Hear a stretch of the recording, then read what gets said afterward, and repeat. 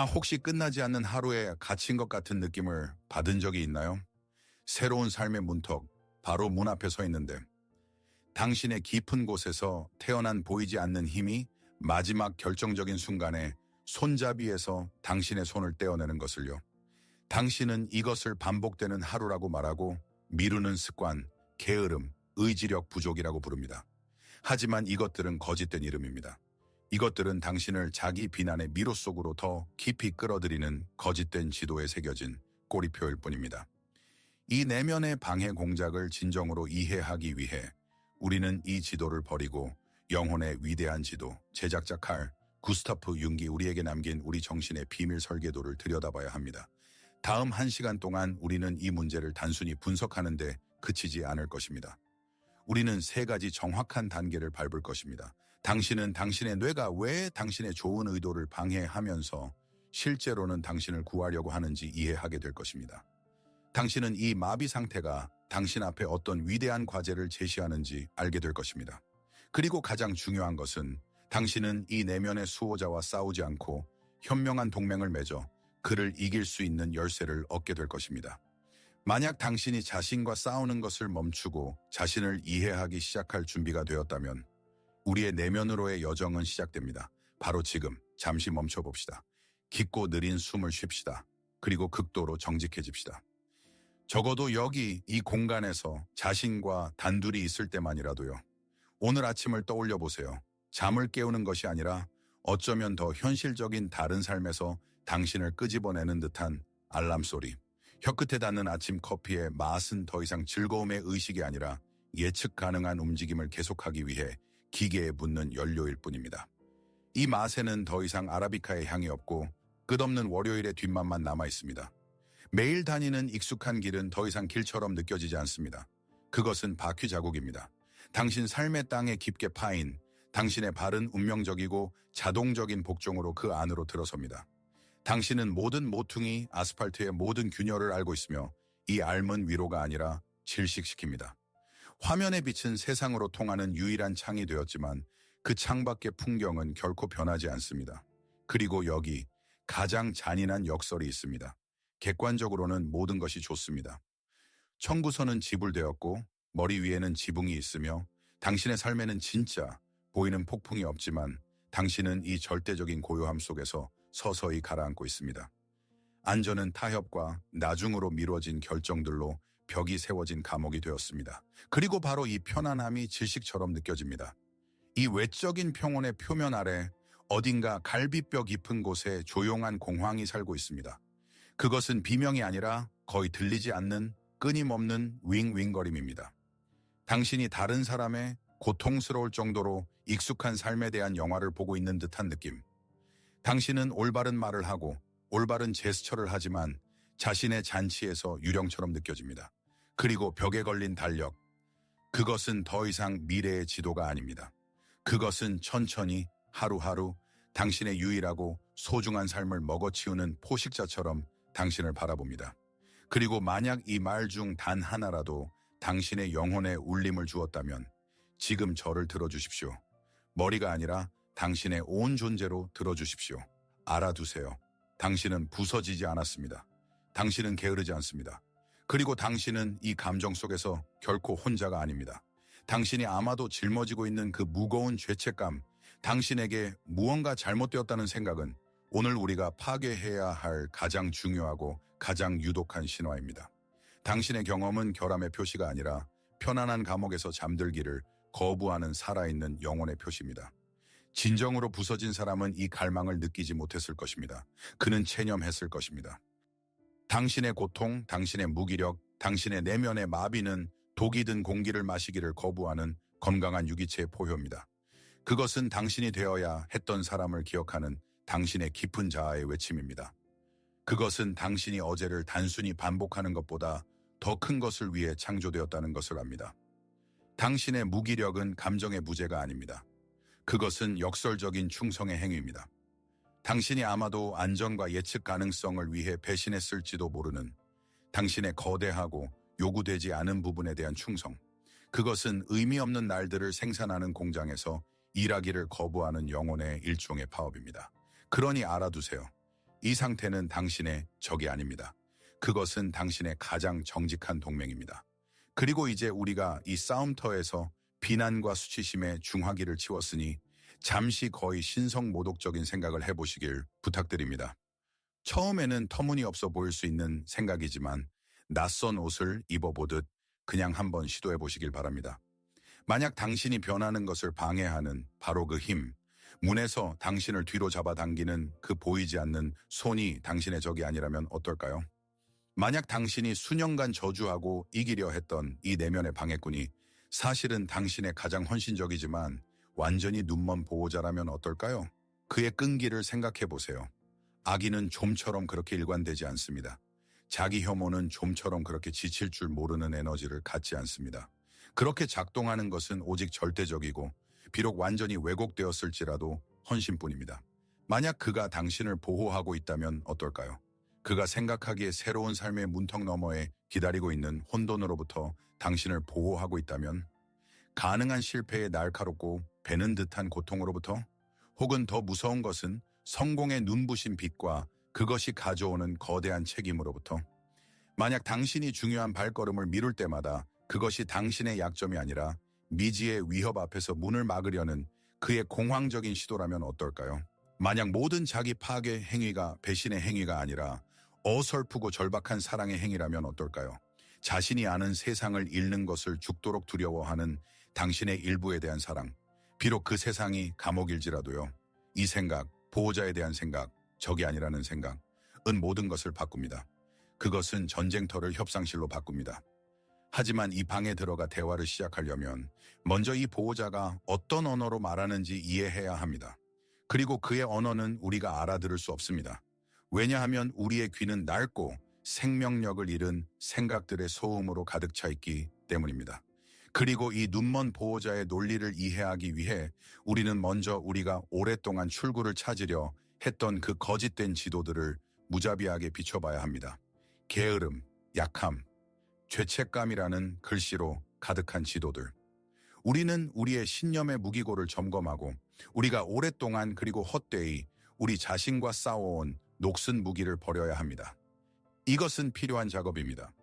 우리의 진정한 자아로 가는 새롭고 튼튼한 다리를 놓기 전에 우리는 영토를 정리해야 합니다. 우리는 우리 시야를 가리는 거짓된 진단의 낡은 건물들을 허물어야 합니다. 우리는 우리를 포로로 잡고 있는 신화들을 파괴해야 합니다. 왜냐하면 낡고 썩은 기초 위에 새 집을 지을 수는 없기 때문입니다. 우리의 다음 단계는 지적인 용기의 행위입니다. 우리는 영혼의 지하실이 아니라 이성의 지하실로 내려가 쓰레기를 치울 것입니다. 자, 우리의 해체를 시작합시다. 그리고 우리 의식 속에 사는 첫 번째, 가장 흔하고 가장 교활한 신화는 이렇게 들립니다. 나는 그저 의지력이 부족할 뿐이야. 우리는 의지력을 일종의 근육으로 상상합니다. 만약 그것이 약하다면 훈련과 노력을 통해 단련하면 된다고 생각합니다. 우리는 자제력에 관한 책을 읽고 자신에게 엄격한 틀을 설정하고 이를 악물고 자신을 강요합니다. 하지만 실제로 무슨 일이 일어날까요? 당신은 의지력으로 벽을 뚫으려고 합니다.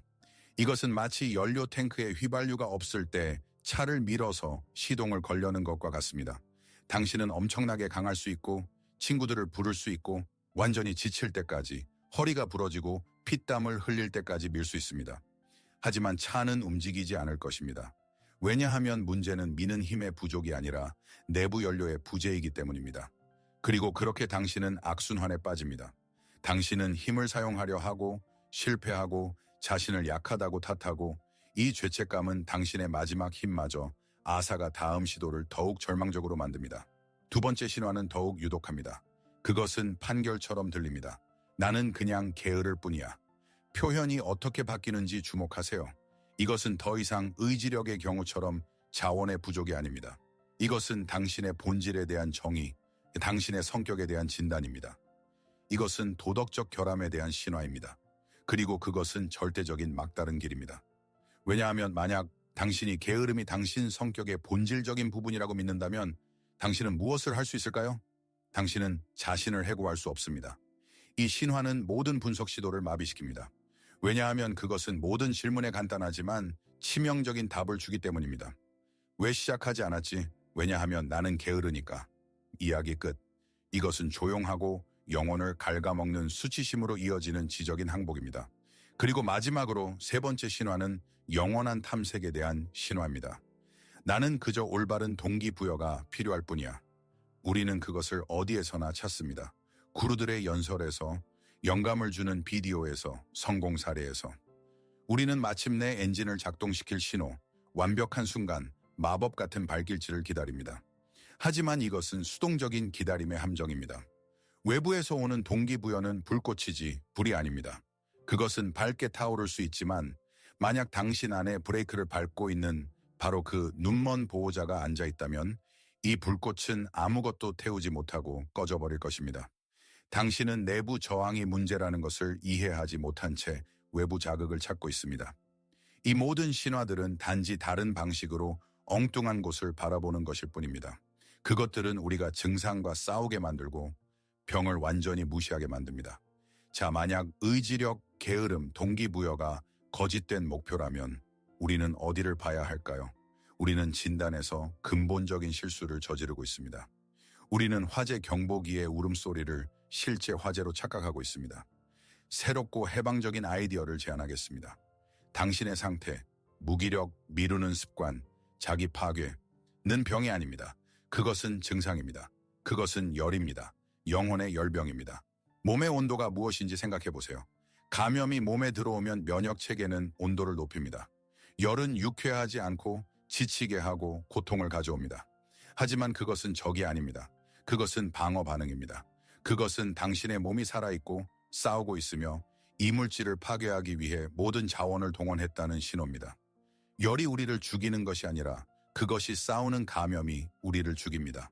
현명한 의사는 단순히 해열제를 주는 것이 아니라 염증의 원인을 찾습니다. 당신의 정신도 똑같이 작동합니다. 당신의 삶에서 당신이 사는 방식과 당신이 실제로 누구인지 사이에 깊은 균열이 생길 때 당신의 영혼은 병이 듭니다. 이 감염은 살지 못한 삶, 억압된 잠재력, 배신당한 꿈, 자신의 진정한 본성을 거부하는 것입니다. 그리고 정신은 몸과 마찬가지로 반응합니다. 그것은 온도를 높입니다. 당신의 무기력은 당신의 에너지를 태우는 열입니다. 당신의 미루는 습관은 당신의 행동을 마비시키는 오한입니다. 당신의 자기 파괴는 당신이 자신의 계획을 파괴하는 망상입니다. 그리고 바로 여기서 우리는 가장 큰 전략적 실수를 저지릅니다. 의지력으로 미루는 습관을 이겨내려고 하는 것은 그것을 유발한 폐렴을 무시하고 열을 내리려는 것과 같습니다. 네, 잠시 동안은 기분이 나아질 수 있습니다. 한두 시간 일하도록 자신을 강요할 수 있습니다. 하지만 감염은 사라지지 않았습니다. 그것은 안에서부터 당신을 계속 파괴하고 내일은 열이 새로운 힘으로 돌아올 것입니다. 게다가 증상을 억제함으로써 당신은 더 나쁜 일을 저지릅니다. 당신은 당신에게 생명과도 같은 중요한 소식을 전해준 전령을 침묵시킵니다. 당신은 당신의 영혼에게 말합니다. 닥쳐, 네가 아프다는 소리 듣고 싶지 않아. 당신의 영혼은 당신을 괴롭히기 위해 온도를 높이는 것이 아니라 당신의 주의를 끌기 위해서입니다. 당신을 멈추게 하고 마침내 안을 들여다보게 하기 위해서입니다. 거짓되고 타협적인 삶의 독소를 태워버리기 위해서입니다. 당신의 미루는 습관은 결점이 아닙니다. 그것은 신호입니다. 그리고 우리의 임무는 이 신호를 억누르는 것이 아니라 그것을 해독하는 법을 배우는 것입니다. 우리는 이 영혼의 열병이 신호라는 것을 확인했습니다. 하지만 신호는 우리가 해독할 수 없다면 쓸모가 없습니다. 그것이 무엇을 신호하는지 이해하기 위해 우리는 듣는 법을 배워야 합니다. 단순히 귀로만 듣는 것이 아니라 우리의 온 존재로 들어야 합니다. 그리고 지금 저는 당신에게 질문을 하나 하고 싶습니다. 분석이 아니라 당신 자신과의 극도로 어쩌면 불편한 정직함을 요구하는 질문입니다. 부디 당신에게 중요한 시작을 방해했던 마지막 순간을 떠올려 보세요. 어쩌면 마지막 밤까지 미뤄둔 업무 프로젝트였을 수도 있습니다. 어쩌면 새로운 것을 배우기로 한 결심이 소셜미디어에서 몇 시간으로 끝났을 수도 있습니다. 혹은 또다시 피했던 중요한 대화였을 수도 있습니다. 그 순간으로 돌아가 보세요. 그리고 이제 가장 중요한 것입니다. 당신이 주의를 잃기 직전 그 순간에 무엇을 느꼈나요? 익숙한 죄책감과 자책의 물결이 밀려온 후가 아니라요. 바로 그 찰나의 순간 당신의 손이 이미 전화기를 향해 뻗어가거나 브라우저에서 의미 없는 탭을 열던 그 순간에 말입니다. 그곳에 무엇이 있었나요? 거기에는 거의 감지할 수 없는 두려움의 찌름이 있었나요? 불안의 차가운 숨결이, 어쩌면 당신이 금지된 영역에 발을 들여놓고 있다는 이상하고 비합리적인 느낌이 들었나요? 마치 당신이 아주 오래전에 누군가에 의해 세워진, 보이지 않지만 매우 중요한 규칙을 막 어기려는 것처럼요. 저는 당신에게 구체적인 것을 부탁할 것입니다. 저는 당신이 이 비디오를 정말로 잠시 멈추기를 부탁할 것입니다. 저를 위해서가 아닙니다. 당신 자신을 위해서입니다. 눈을 감으세요. 깊은 숨을 한번 쉬세요. 그리고 그냥 이 감정의 메아리에 귀를 기울이세요. 분석하지 마세요. 비난하지 마세요. 이름을 붙이려고 하지 마세요. 그냥 그것의 존재를 인정하세요. 그것이 있도록 허락하세요. 적어도 10초 동안 그것과 함께 있어 보세요. 만약 당신이 그렇게 했다면 당신은 방금 우리 오늘의 여정에서 가장 중요한 발걸음을 내디뎠습니다. 왜냐하면 그 미세하고 찰나의 불편함, 도망치기 직전 당신의 영혼을 스쳐 지나간 그 그림자는 바로 염증의 근원의 목소리이기 때문입니다. 그것이 바로 그 신호입니다.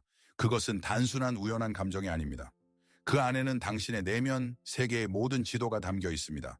그것은 우리가 잡아당기면 모든 엉킨 실타래를 풀 수 있는 실의 시작입니다. 그것이 바로 우리가 찾고 있던 것입니다. 당신이 바라건대 느꼈을 이 미세한 두려움의 찌름은 방해가 아닙니다. 그것은 모든 것의 열쇠입니다. 그것은 바로 우리가 이 황혼 속으로 내려온 보물입니다. 왜냐하면 이 두려움은 첫눈에 보이는 것과는 다르기 때문입니다. 이것은 실패에 대한 이성적인 두려움이 아닙니다. 이것은 돈이나 안정을 잃을까봐 걱정하는 논리적인 우려가 아닙니다. 이것은 훨씬 더 깊고 원시적인 것입니다. 이것은 자기 자신에 대한 두려움입니다. 우리 안에 있는 거대하고 미지의 대륙들에 대한 두려움, 우리가 언젠가 아주 오래전에 금지 구역으로 선포했던 곳들입니다. 이것은 우리가 그림자 속으로 추방했던 우리 성격의 일부에 대한 두려움입니다. 왜냐하면 그것들은 우리에게 너무 시끄럽고 너무 혼란스럽고 우리의 질서 있는 세계에 너무 위험해 보였기 때문입니다. 그리고 스위스의 의사이자 영혼의 고고학자가 된 칼 구스타프 융만큼 용감하고 멀리 손전등과 지도를 들고 이 깊은 곳으로 내려간 사람은 아무도 없었습니다. 그는 문턱에 있는 이 내면의 수호자의 본질을 처음으로 이해한 사람이었습니다. 그는 우리의 마음이 하나의 전체가 아니라는 것을 이해했습니다. 그것은 복잡하고 역동적인 견제와 균형의 시스템입니다. 그리고 이 시스템의 중심에는 그가 에고라고 부른 것이 있습니다. 에고를 당신의 정신의 의식적인 관리자라고 상상해 보세요. 그것은 당신의 내면의 CEO, 당신의 대변인, 그리고 주요 감독입니다. 그것의 임무는 결정을 내리고 계획을 세우고 다른 사람들의 눈에 비친 당신의 정체성을 형성하고 가장 중요하게는 당신의 세계의 온전함과 예측 가능성을 유지하는 것입니다. 에고는 질서를 좋아합니다. 그것은 이해하기 쉬운 규칙을 좋아합니다. 그것은 모든 것이 익숙한 시나리오에 따라 진행될 때를 좋아합니다. 그리고 바로 여기서 우리는 문제의 핵심에 도달합니다. 어떤 중요한 변화든 새로운 직업, 새로운 관계, 새로운 창의적인 프로젝트, 즉흥 연주입니다. 그것은 오래되고 승인된 시나리오를 거부하는 것입니다. 그리고 에고에게, 이 질서의 수호자에게 어떤 즉흥 연주든 그것의 권력에 대한 위협이며 미지의 세계, 혼돈으로의 한 걸음입니다. 당신이 느꼈던 그 두려움은 당신의 에고가 켠 경보 신호였습니다. 그리고 당신의 자기 파괴, 미루는 습관, 무기력, 주의 산만으로의 도피, 는 통제를 되찾고 문을 막고 당신의 아늑하고 예측 가능한 세계에 새롭고 잠재적으로 파괴적인 것을 들여보내지 않으려는 그것의 필사적이고 본능적인 시도입니다. 이것은 당신의 약점이 아닙니다. 이것은 당신의 보안 서비스의 일입니다. 자, 우리의 의식적인 에고는 질서를 추구하는 관리자입니다. 그리고 이제 당신 안에서 펼쳐지는 드라마를 진정으로 이해하기 위해 당신의 모든 정신이 하나의 집이라고 상상해 보세요. 당신의 에고는 이 집의 주인입니다. 그는 거실에 삽니다. 그리고 이 거실은 완벽합니다. 밝게 조명되어 있고 흠잡을 데 없이 깨끗하며 모든 물건이 정해진 자리에 엄격하게 놓여 있습니다. 이것은 당신 집의 공적인 부분으로 당신이 손님을 초대하는 곳입니다. 사회, 가족, 동료들. 에고는 거실이 좋은 인상을 주기를 원합니다. 그는 당신의 공적인 정체성의 큐레이터입니다. 이 거실에서는 품이 있는 감정만 허용됩니다. 적당한 기쁨, 건설적인 슬픔, 사회적으로 인정받는 야망, 모든 것은 예측 가능하고 합리적이며 안전해야 합니다. 에고의 주된 임무는 이 외관을 완벽한 상태로 유지하는 것입니다. 하지만 모든 집에는 지하실이 있습니다. 그리고 당신의 정신의 집에는 이 지하실이 무거운 빗장으로 잠겨 있습니다. 이것이 당신의 그림자입니다. 이것은 어둡고 축축하고 탐험되지 않은 공간으로 에고가 당신의 평생 동안 완벽한 것일의 개념에 맞지 않는 모든 것을 버린 곳입니다. 당신이 어린 시절에 억눌렀던 분노의 발작이 그곳으로 날아갑니다. 비합리적인 두려움, 질투, 탐욕, 약점, 당신이 지금까지 부끄러워했던 모든 것이 그곳으로 보내집니다. 에고는 이 부분들을 괴물로 간주하며 만약 그들이 탈출하면 그의 아름다운 세계를 파괴하고 손님들 앞에서 그를 망신시킬 것이라고 생각합니다. 하지만 바로 여기에 윤기 우리에게 밝혀준 위대하고 비극적인 아이러니가 있습니다. 에고는 질서를 쫓는 광란 속에서 그다지 분별력이 없습니다. 괴물들과 함께 그는 너무 혼란스럽고 너무 예측 불가능하고 너무 살아있는 것처럼 보이는 모든 것을 지하실에 버립니다. 당신의 야생적이고 길들여지지 않은 창의적인 에너지가 그곳으로 보내집니다. 왜냐하면 창의성은 혼돈이기 때문입니다. 당신의 자발성, 그냥 놀고 즐길 수 있는 능력이 그곳으로 보내집니다. 당신의 너무 대담한 꿈과 야망도 그곳으로 보내집니다. 에고에게는 위험하고 비현실적으로 보이기 때문입니다. 그리고 비극은 그가 그렇게 두려워하는 괴물들과 함께 당신 왕국의 모든 보물이 이 지하실에 갇혀 있다는 것입니다. 당신의 열정, 당신의 생명력, 당신의 실현되지 않은 잠재력, 이 모든 것이 거기 어둠 속에서 시들어가고 있습니다. 그리고 어느 날 당신, 의식 있는 사람이 무언가를 바꾸기로 결심합니다. 자신의 사업을 시작합니다. 그림을 배웁니다. 새롭고 깊은 관계를 맺습니다. 이것이 에고에게, 집주인에게 무엇을 의미할까요? 그것은 한 가지를 의미합니다. 당신은 지하실의 에너지가 필요할 것입니다. 당신은 창의력, 열정, 용기가 필요할 것입니다. 당신은 아래로 내려가서 그 문을 열어야 합니다. 그리고 그 순간 에고는 공포에 휩싸입니다. 그는 보물과 함께 그가 그토록 두려워하는 괴물들도 그곳에서 탈출할 것이라고 상상합니다. 그는 그들이 그의 완벽한 거실로 쳐들어와 모든 것을 뒤집어 엎고 카펫을 더럽히고 손님들을 겁주어 쫓아낼 것이라고 상상합니다.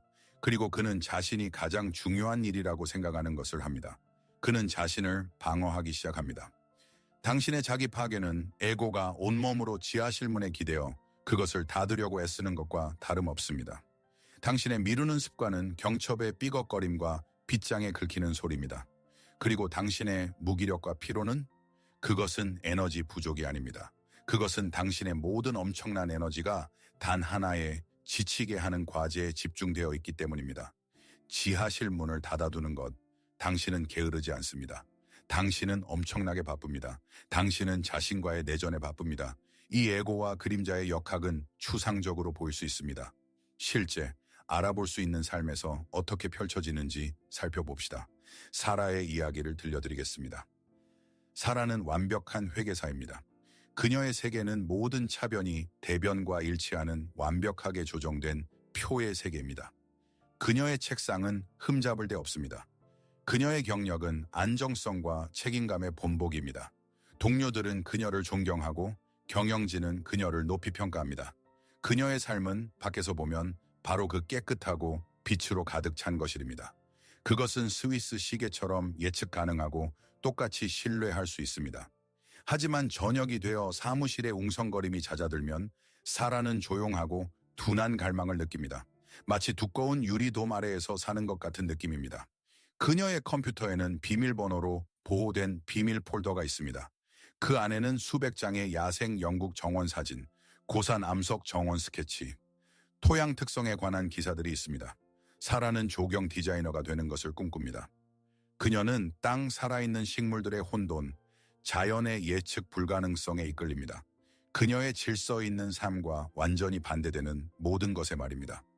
어느 날 모든 의지를 모아 그녀는 결단력 있는 발걸음을 내딛습니다.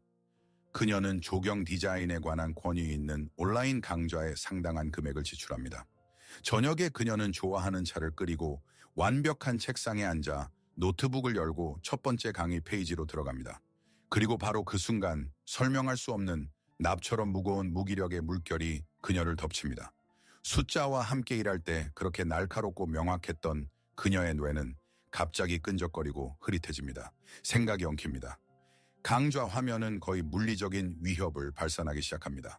그리고 그녀의 손은 마치 저절로 리모컨을 향해 뻗습니다.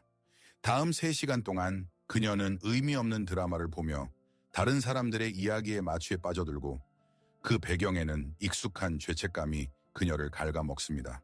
무슨 일이 일어난 걸까요? 집의 비유를 통해 이것을 살펴봅시다. 그녀의 에고, 사라 완벽한 회계사는 수년간 그녀의 흠잡을 데 없는 것이를 짓고 보호해왔습니다. 이 이미지는 그녀에게 안전, 인정, 지위를 줍니다.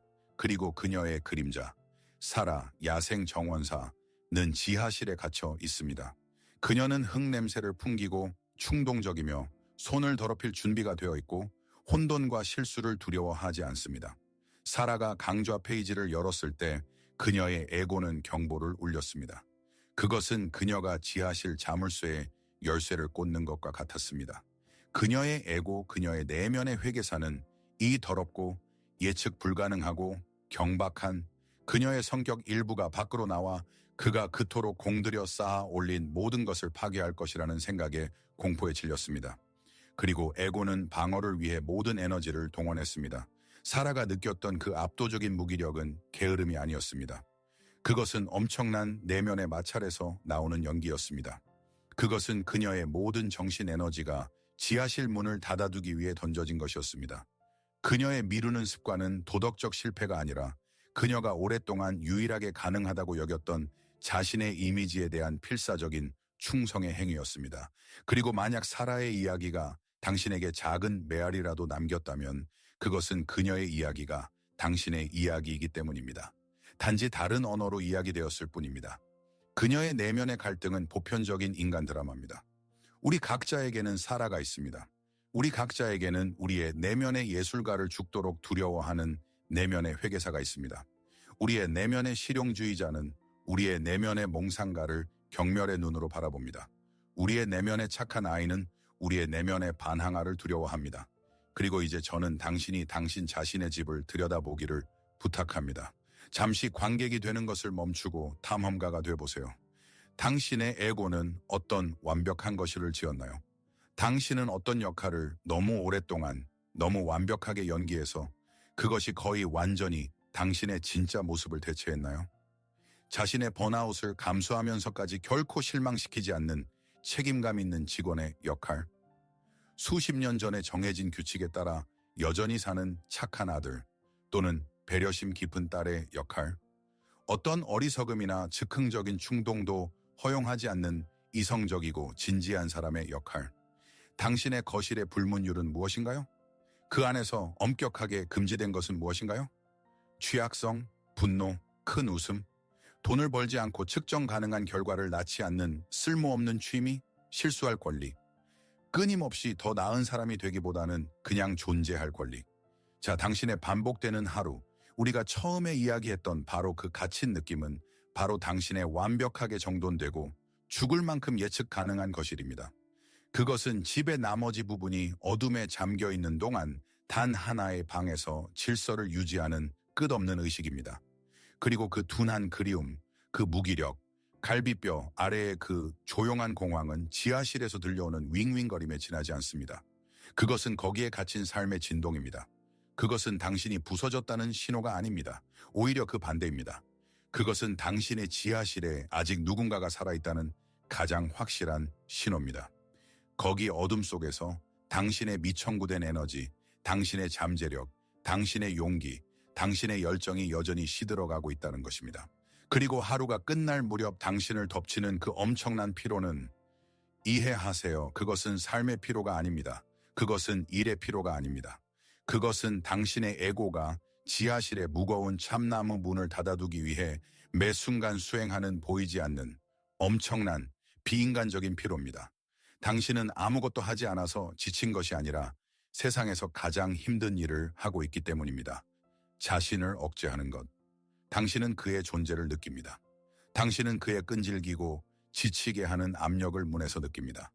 당신은 그의 일의 결과로 그를 압니다.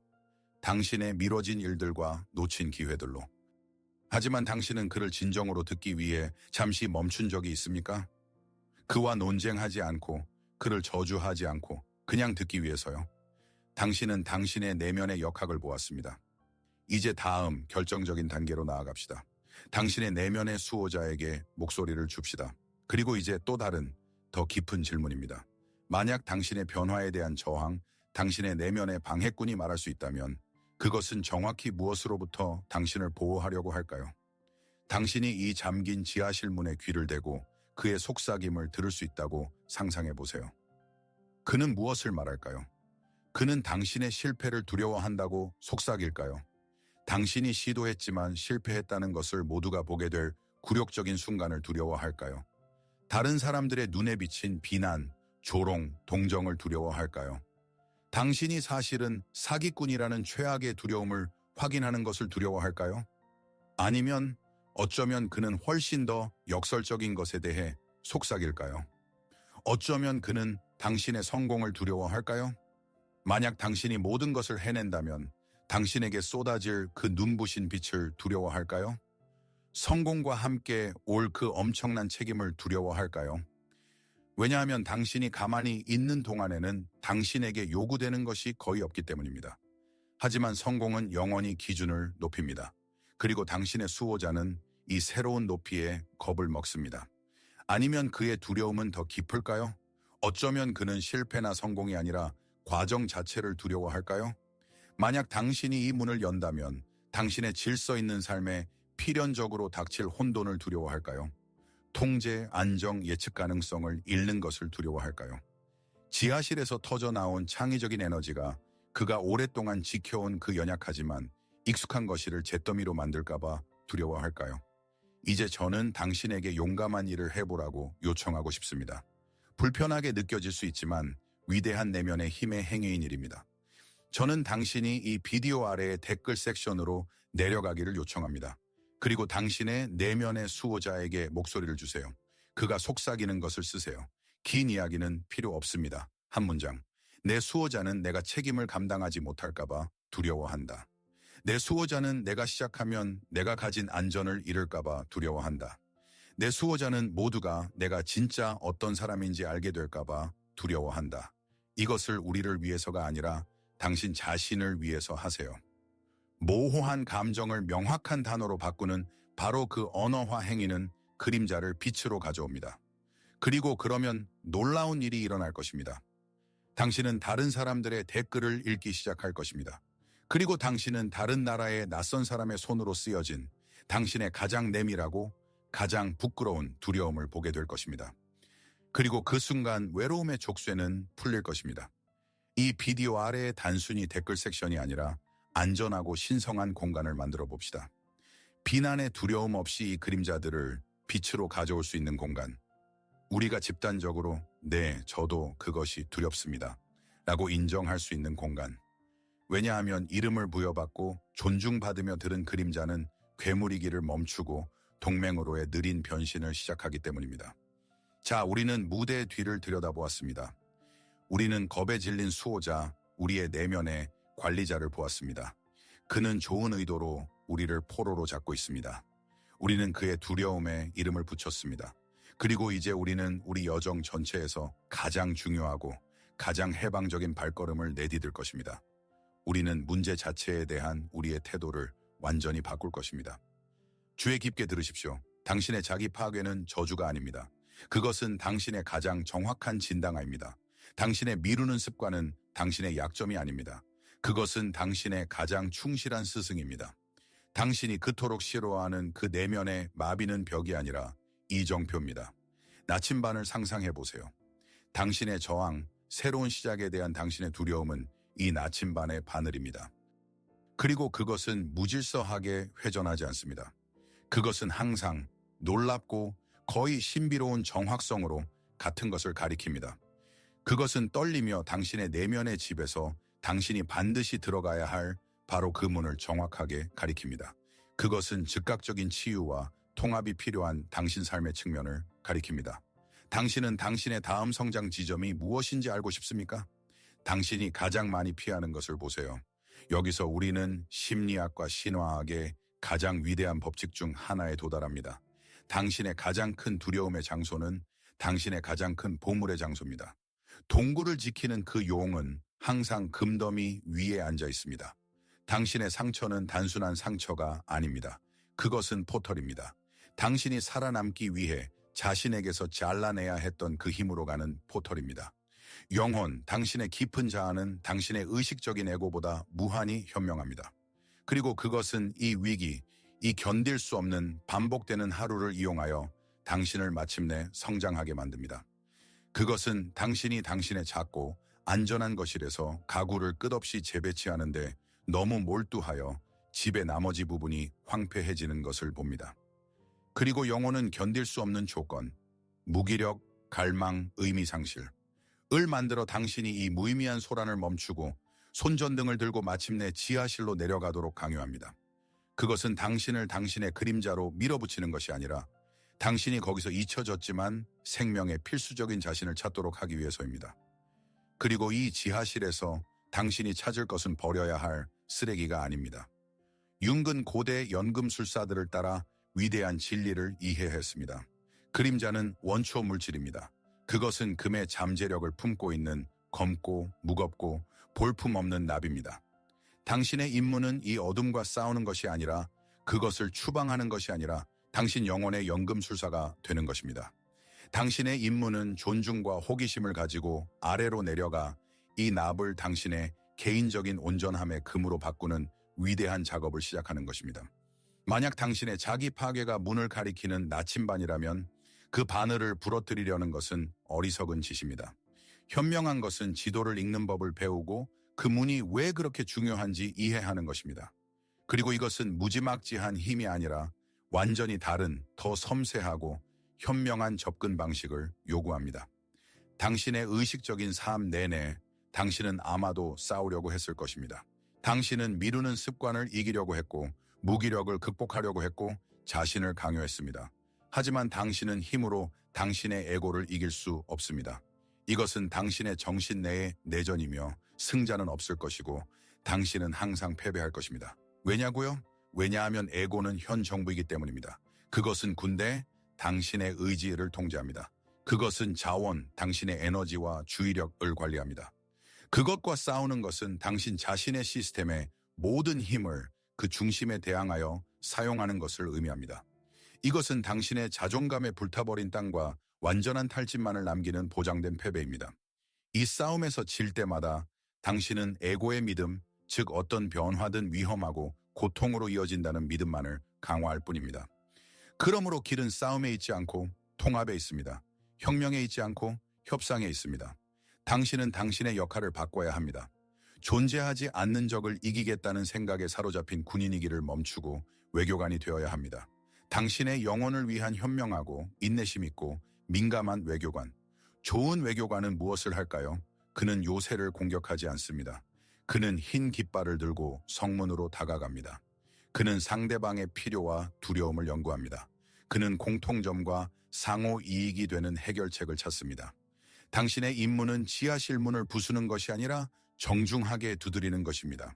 당신의 임무는 바로 그 겁먹은 집주인, 당신의 에고와 대화를 시작하는 것입니다. 당신은 그에게 혼란을 일으키고 그의 아름다운 거실을 파괴할 생각이 없다고 안심시켜야 합니다. 당신은 그에게 지하실에 괴물이 사는 것이 아니라 추방된 가족 구성원들이 산다고 설득해야 합니다. 네, 그들은 시끄럽습니다. 네, 그들은 예측 불가능합니다. 하지만 그들은 집 전체가 진정으로 살아있고 번성할 수 없는 선물들을 가지고 옵니다. 열정, 창의력, 직관, 생명력.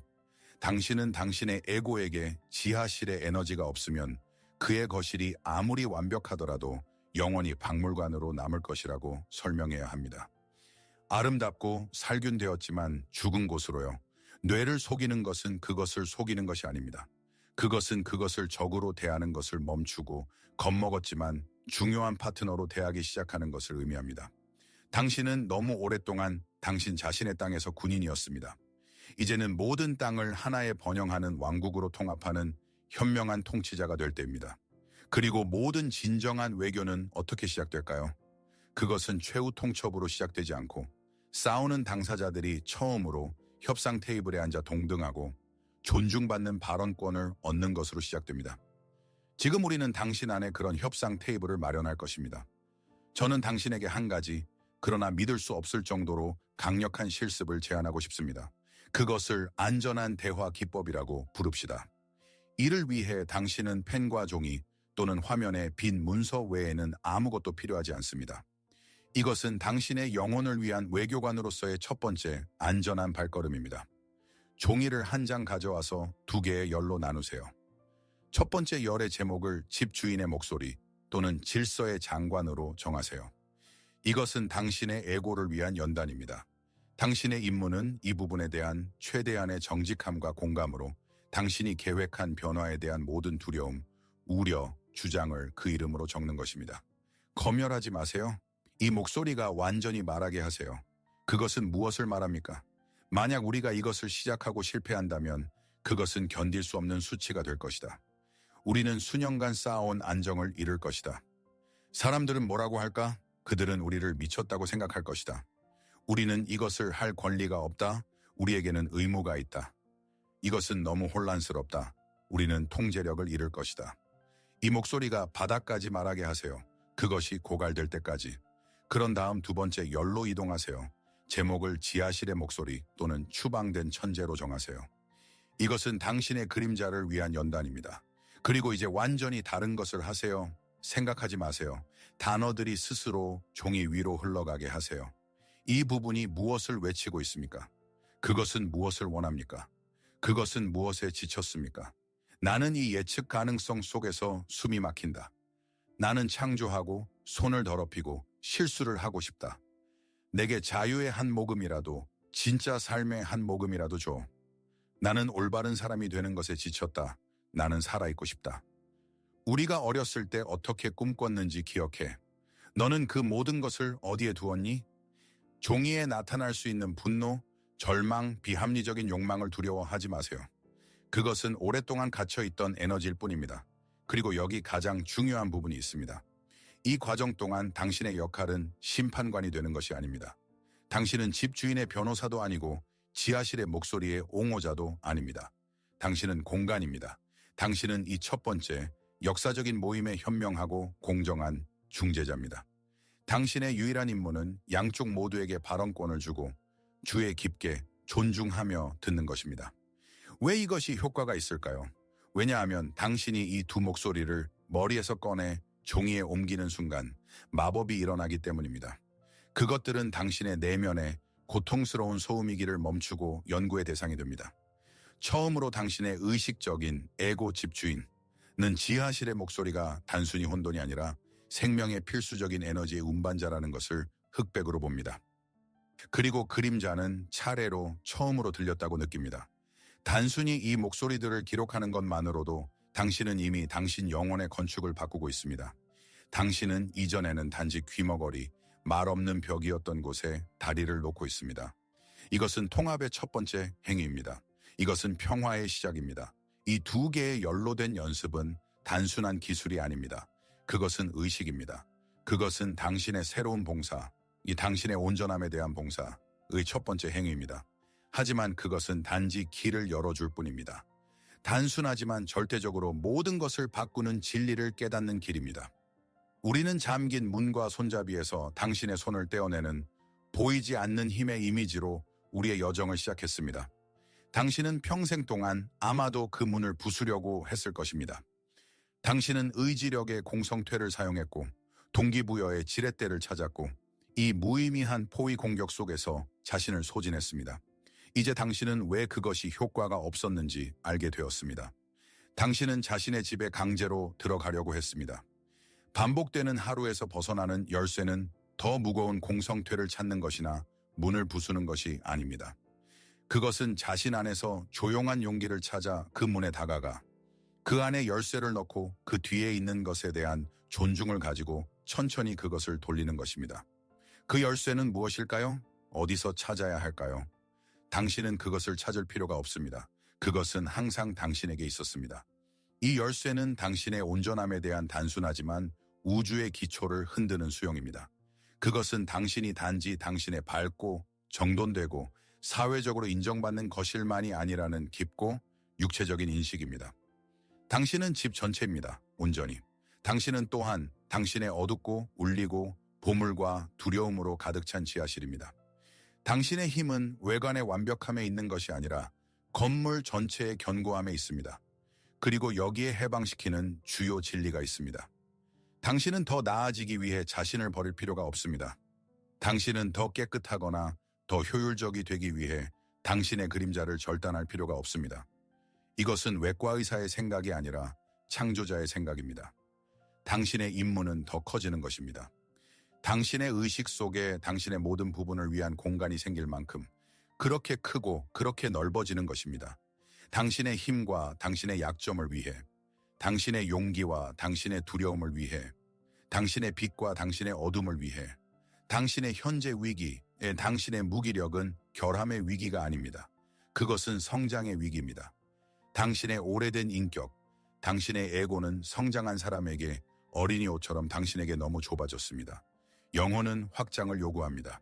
그리고 당신이 느끼는 고통은 성장의 고통입니다. 그것은 새롭고 훨씬 더 강하고 온전한 것이 뚫고 나오는 낡은 껍질의 균열입니다.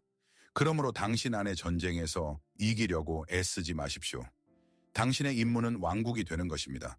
당신의 빛나는 왕궁과 당신의 야생적이고 어둡고 원시적인 숲 모두에게 명예로운 자리가 있는 충분히 위대하고 현명한 왕국, 당신의 악마들과 당신의 신들 모두에게 자리가 있는 곳. 왜냐하면 오직 온전한 통치자만이 진정으로 통치할 수 있기 때문입니다. 우리는 이 1시간 동안 긴 길을 걸어왔습니다. 우리는 우리의 에고의 빛으로 가득 찬 예측 가능한 거실에서 우리의 그림자에 울리는 어두운 지하실로 내려갔습니다. 우리는 이 여정을 하나의 겉보기에는 실용적인 질문으로 시작했습니다. 우리의 변화를 방해하는 뇌를 어떻게 속일 수 있을까? 그리고 모든 연구, 모든 비유와 이야기 끝에 우리는 답을 찾았습니다. 그리고 그것은 그 단순함의 역설적입니다. 가장 위대한 속임수는 속이는 것을 멈추는 것입니다. 가장 위대한 전략은 싸우는 것을 멈추는 것입니다. 우리는 우리에게 새로운 삶으로 가는 길의 귀머거리, 뚫을 수 없는 벽처럼 보였던 그 내면의 방해 공작이 전혀 벽이 아니라는 것을 깨달았습니다. 그것은 다리입니다. 네, 두려움에 떨리는 다리, 의심의 안개에 쌓인 다리, 그러나 그럼에도 불구하고 다리입니다. 그리고 그것은 당신에게 가장 중요한 방향으로 이끕니다. 당신의 미청구된 모든 생명력, 당신의 모든 미처 말하지 못한 이야기, 당신의 모든 실현되지 않은 잠재력을 간직하고 있는 당신의 거대하고 잊혀진 부분으로. 당신의 문제는 시스템 오류가 아닙니다. 그것은 초대입니다. 당신의 무기력은 에너지 부족이 아니라 이 다리의 입구를 지키는 데에 쏟아부어지는 당신의 모든 엄청난 에너지입니다. 영혼은 벽을 뚫으려는 당신의 영웅적이지만 무의미한 시도에 지쳤고 이제 당신이 단지 용기를 내어 이 다리 위로 첫 발걸음을 내딛기를 필사적으로 간청합니다. 당신은 당신의 내면의 용을 이기는 방법을 찾고 있었는데 알고 보니 당신은 단지 그 위를 나는 법을 배워야 했습니다. 당신은 당신의 마비가 저주라고 생각했는데 그것은 당신의 영혼이 당신이 마침내 자신에게서 도망치는 것을 멈추고 자신을 향해 움직이기 시작하도록 마련한 신성한 멈춤이었습니다. 그래서 제가 당신에게 남기고 싶은 가장 중요한 통찰은 간단합니다. 증상을 치료하는 것을 멈추십시오. 메시지를 들으십시오. 당신의 위기는 막다른 길이 아닙니다. 그것은 전환점입니다. 깊이 당신의 온전함을 향한 전환점입니다. 그리고 이 통찰이 당신의 머릿속 생각에서 당신의 살아있는 일상적인 경험으로 변하기 시작할 때 모든 것이 변합니다. 겉으로 즉시가 아닙니다. 안에서 정말로 중요한 곳에서. 통합 후의 삶은 두려움 없는 삶이 아닙니다. 그것은 거짓말일 것입니다. 두려움은 우리의 고대 안전 시스템의 일부이며 그것은 사라지지 않을 것입니다. 하지만 그것과의 관계는 변할 것입니다. 그것은 두려움이 더 이상 당신을 하루의 감방에 가두는 당신의 조용하고 전능한 교도관이 아닌 삶입니다. 그것은 당신의 존중받는, 비록 너무 조심스럽지만 조언자가 됩니다. 당신은 그의 목소리를 듣는 법을 배울 것입니다. 조심해, 이것은 새로운 영역이야. 우리가 이것에 준비가 되었다고 확신해. 당신은 그의 보살핌에 감사하는 법을 배우지만 최종 결정을 내릴 권리는 자신에게 남겨둘 것입니다. 그가 아니라 당신이 이제 당신 왕국의 왕좌에 앉습니다. 이것은 당신이 자신에게서 도망치는 것을 멈추고 끝없는 호기심으로 자신을 향해 나아가기 시작하는 삶입니다. 모든 미루는 습관, 모든 무기력의 물결은 자책의 이유가 되기를 멈추고 탐구의 신호가 됩니다. 오, 흥미롭군. 지금 내가 무시하고 있는 내 부분은 무엇일까? 지하실에서 어떤 목소리가 나에게 닿으려고 할까? 당신은 외부 세계에서 올바른 답을 찾는 것을 멈춥니다. 왜냐하면 당신은 올바른 질문이 태어나는 장소가 되기 때문입니다. 그리고 그때 가장 중요한 일이 일어납니다. 반복되는 하루가 끝납니다. 하지만 그것은 외부 장식, 직장, 도시, 환경, 이 마법처럼 변할 때 끝나는 것이 아닙니다. 그것은 이 끝없는 연극의 주요 관객, 당신 이 변하는 순간에 끝납니다. 그리고 당신이 변할 때 당신은 갑자기 낡은 장식 속에서 이전에 결코 알아차리지 못했던 새로운 문과 새로운 가능성을 보게 됩니다. 왜냐하면 당신은 더 이상 당신의 에고의 눈으로만 세상을 보는 것이 아니라 당신의 온전한 존재의 전체성으로 세상을 보기 때문입니다. 그리고 우리가 헤어지기 전에 저는 당신에게 매우 개인적이고 매우 중요한 것을 말하고 싶습니다. 감사합니다. 이 길을 끝까지 함께 해주셔서 감사합니다. 끝없는 정보의 흐름 속에서 빠른 답변과 피상적인 해결책의 문화 속에서 당신은 이 깊은 대화에 당신이 가진 가장 소중한 것, 당신의 시간과 당신의 완전한 관심을 주셨습니다. 이것은 당연한 것이 아니며 저는 당신의 신뢰를 깊이 감사합니다. 당신의 그림자를 들여다볼 준비, 불편한 질문들과 함께 머물고 외면하지 않을 용기는 위대한 용기의 행위입니다. 이것은 우리에게 끊임없이 단순하고 편리하고 이해하기 쉬울 것을 요구하는 세상에서 조용하고 보이지 않는 영웅주의입니다. 하지만 영혼은 단순하지 않습니다. 그리고 당신은 그것을 압니다. 그리고 오늘 제가 당신이 가져가기를 바라는 가장 중요한 것은 감정입니다. 당신이 이 여정에서 더 이상 혼자가 아니라는 감정. 당신이 이 비디오를 클릭하고 머물기로 결정한 순간 당신은 보이지 않는 공동체에 조용히 합류했습니다. 탐구자들의 공동체. 전 세계에 흩어져 있고 다른 언어를 사용하지만 하나의 열망으로 뭉친 사람들. 자신의 온전함으로 가는 쉽지 않지만 유일하게 살아있는 길을 선택하는 것. 자신 속으로 이 하강을 결심하는 모든 사람은 뒤따르는 모든 사람을 위해 등불을 켭니다. 자신에 대한 당신의 작업은 이기적인 행위가 아닙니다. 그것은 세상의 치유에 대한 당신의 기여입니다. 그러니 알아두세요. 당신은 더 큰 것의 일부입니다. 당신은 혼자가 아닙니다. 그리고 만약 당신이 그러한 여정과 그러한 공동체가 당신에게 부족했던 것이라고 느낀다면 당신은 이 등대가 더 밝게 빛나도록 도울 수 있습니다. 만약 이 대화가 당신에게 가치가 있었다면, 만약 그것이 당신의 내면 세계에 적어도 하나의 새로운 문을 열었다면, 그리고 당신이 당신의 영혼에 대한 이 깊은 탐구를 계속할 준비가 되었다면, 저는 당신이 이 채널을 구독하고 종을 누르기를 초대합니다. 그렇게 하면 당신은 우리의 다음 내면 우주로의 탐험, 당신의 인격의 다른 미지의 대륙으로의 탐험을 놓치지 않을 것입니다. 이 비디오 아래의 모든 당신의 좋아요는 단순한 숫자가 아닙니다. 알고리즘에 의해 지배되는 세상에서 그것은 강력한 신호입니다. 깊고 정직하고 치유적인 대화가 중요하다는 신호. 오락뿐만 아니라 의미에 대한 수요가 있다는 신호. 당신의 모든 좋아요는 당신과 같은 다른 탐구자들이 끝없는 콘텐츠의 바다에서 이 정박지를 찾는 데 도움이 됩니다. 우리가 이미 말했듯이 당신의 모든 댓글은 단순한 단어가 아닙니다. 그것은 우리가 여기 함께 짓고 있는 바로 그 안전한 공간의 벽에 있는 벽돌입니다. 두려움 없이 취약할 수 있고 비난 없이 정직할 수 있는 공간. 자신이 되어준 당신의 용기에 다시 한번 감사합니다. 그리고 마지막으로 저는 당신에게 한 가지 생각을 남기고 싶습니다. 그것이 의심의 날에 당신의 나침반이 되기를 바랍니다. 기억하세요? 당신의 임무는 다른 사람이 되는 것이 아닙니다. 당신의 임무는 용기와 사랑으로 당신이 항상 그랬던 사람이 되는 것입니다.